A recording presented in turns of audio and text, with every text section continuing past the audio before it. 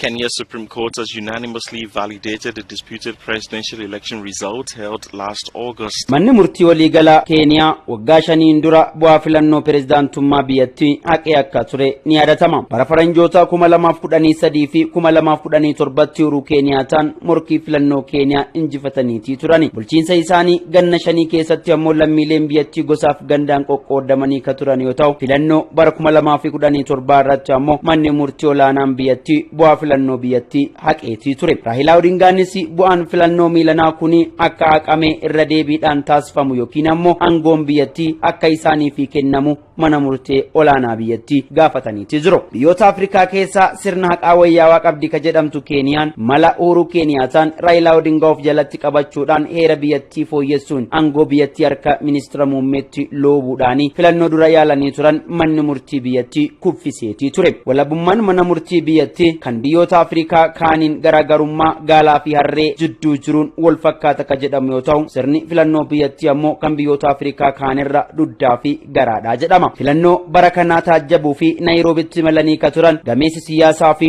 dureen paartii Koongireesii Federaalaa Oromoo Profeesar Mararaa Guddinaa garaagarummaan akeeka filannoo Finfinnee fi Naayiroobii jidduu jiru akkuma lafaa fi samiitu jechuun BBCtti himanii turuunis kan yaadatamudha. Filannoo Keeniyaa marsaa shanaffaa hagayya 9 adeemsifameen ammoo lammiileen miiliyoona 14 sagalee isaanii hogganoota bakka nu bu'a jedhanii fi yoo laatan, William Ruutoon ammoo sagalee caalmaa 50 oliin injifachuu koomishiniin filannoo biyyattii addeesseetii ture. Sagalee sadarkaa lammaffaa argatuun kufaniiru ka jedhaman Raila Odingaan ammoo sagalee 50 gadi galmeessuun isaanii fudhachuu diduun bu'aan filannoo waliin dhaameera jechuun himata isaanii mana murtii olaanaa biyyattiitiif dhiyeessaniitii turani. Manni murtichaas iyyata Raila Odingaa eega ilaaleen duuba wantoonni sagaleen waliin dhaamuu mirkaneessan hin argamne jechuun himata isaanii kana hardha jalaa jissaniitii jiru. Abukaattoowwan Raila Odingaa ammoo buufataalee filannoo 40 ol keessatti sagaleen itti dabalamuudhaan akka William Ruutoon injifatan taasifameera jechuun himata isaanii mana murtichaatiif dhiyeessaniitii turani. Koomishiniin filannoo biyyattii ammoo qondaalli pirezidaantii itti aanaa turan William Ruutoon sagalee uummataa miiliyoona 7.9 argachuun filannicha injifachuu mirkaneessuun